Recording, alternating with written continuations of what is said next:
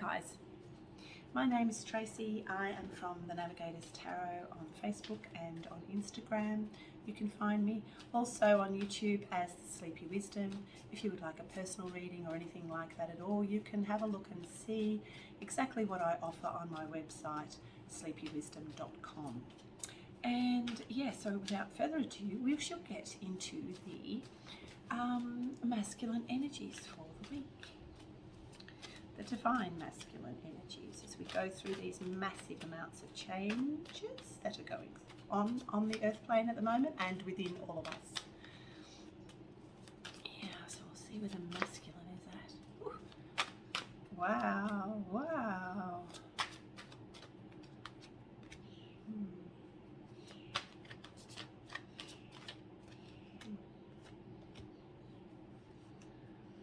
Wow. So the masculine appears to be going through a massive amount of change as well, as we've got with the death and rebirth card here. Also, he knows, he's finally figured out that he has a destiny, and his destiny is down to himself and nobody else. In the past, the masculine has been very influenced by the outer world, the material world, the demon, the devil, the materialism of all that is. This is just, of course, energies. We all house these energies within us. This is not a gender type, this is not about gender, this is about the energies. We all house them within. And it's also part of the patriarchal system that we have been living in for quite some time, which we are now moving out of and moving and transforming into different energies. The masculine energies, which are housed within all of us, are now going through a massive transformation and change. The masculine energies are about clinging onto an ego and clinging onto the masculine energy in its inverted, most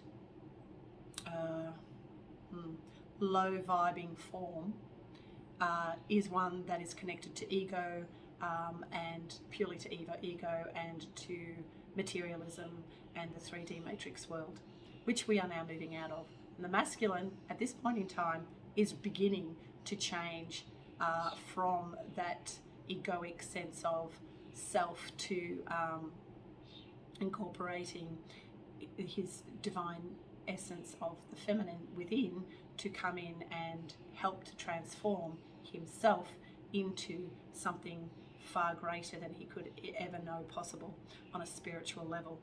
And that's what the masculine energies are going through at the moment within all of us and also in our outer world, because the outer world that we have been living in for quite some time has been very, very ingrained in those inversions of truth and honor into something that is quite dark and dense. But now we are transforming all of that and coming into a lighter state of being and a much greater sense of love within ourselves, we're finding, as these energies transform. So the masculine energies at this point in time are going through a massive death and rebirth. They are finding that they do have a destiny, and it is not within the matrix world that they have been clinging onto for some time. They are now being asked to extricate themselves from that 3D matrix world. It cannot sustain itself. It is now beginning to fall. We are going through massive amounts of change, and if you hold on to that old 3D matrix world, then the transformation will slow, and it will then also to you'll just not transform. This must happen. This is their destiny, and they are really beginning to see that their destiny is about moving away from. I'm getting a sense of, because I'm getting an image of the movie, a scene from the movie Never Ending Story, where the nothing is ripping everything apart, and the wolf is standing there with his eyes, because he represents the darkness, and he's there with Atreyu, and the two of them are like going to be at loggerheads. But the nothing is literally ripping the whole world apart. That's what's going on at the moment. And the darkness in the form of the wolf is unrelenting and will stop at nothing. Even if the nothing is ripping them apart, stop at nothing, to annihilate, Atreyu, even though everything is being ripped apart anyway. So it's kind of like the masculine in that form, clinging on to that, even though he's being ripped apart. It's going to be a very, very painful process if you cling on. I think they're beginning to realise that that's exactly what will happen if they don't surrender and let go and let God, and so that they can be removed from that 3D matrix world into something far greater. So it's like moving away from fear, coming into love. The darkness represents fear, the light represents love. So that's where they're at the moment, recognising that they do have a destiny, and that requires them to let go of the old matrix world and their ego. So it would appear right now that the matrix is the masculine are going through an ego death. That the more they hold on, the more painful it will become. The more they surrender and let go and let love in and let light in, then the process will go ahead smoothly. So we have the King of Fire here too, which is about the card of action, but also being very passionate and about where they're at and know exactly where they're going. You see the golden light here.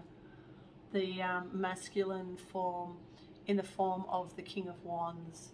It's very charismatic, but also too does not take any prisoners either. He's a little bit like, it's not the Queen, it's not the King of Swords, not to that extent.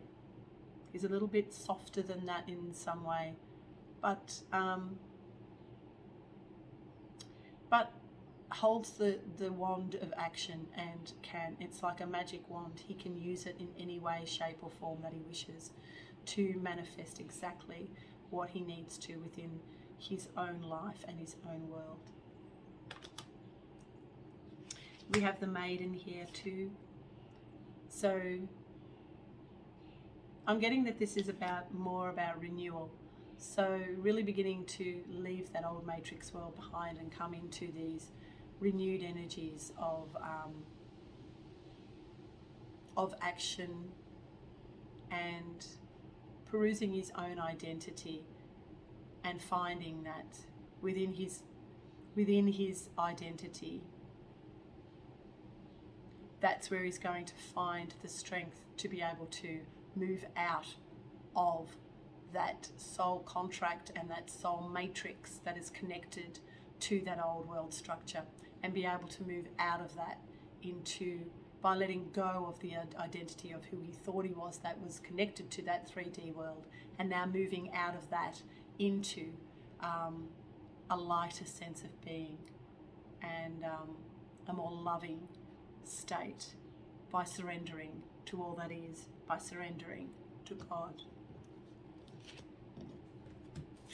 I'm just going to use these cards, these Ambrosia, the unique Ambrosia cards, and they are the Gateways to Consciousness deck. Very, very deep. I find them very, very deep. So we'll have a look. A lot of these cards hold keys that open up locks. Very interesting.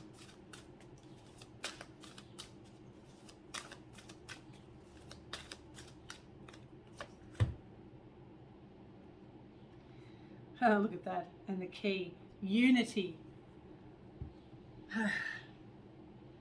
Every single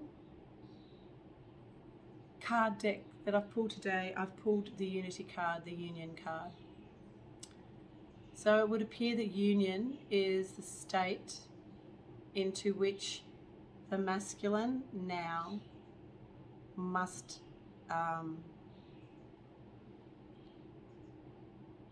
sort of pull into his being. There's no more a singular type of energy. He must move into unity consciousness, and he must come into union within himself to do that.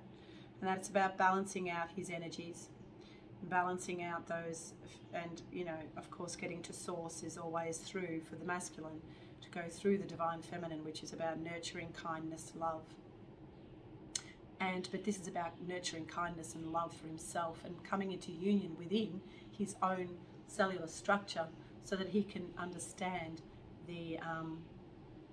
that he does not have to do this alone, that this is about coming into union with those other parts of himself that he's neglected and ignored for so long, which is, of course, his own divine essence through the feminine structure. So he's now beginning to find that union within himself as he begins to let go of his identity and let go of his masculine 3D matrix egoic world. So letting go of that world view as well. This is interesting times. The masculine must go through these changes so that we can move out of that patriarchal world system. This system is going to fall. There's nothing we can do. There's literally no thing we can do. And as the nothing comes in, it has to destroy that old world so that this new world can come in unimpeded and with grace, hope, love and freedom. So yes, in the past we have the card of restriction, separation. He's restricted himself a lot by separating himself from his divine feminine. And I say that because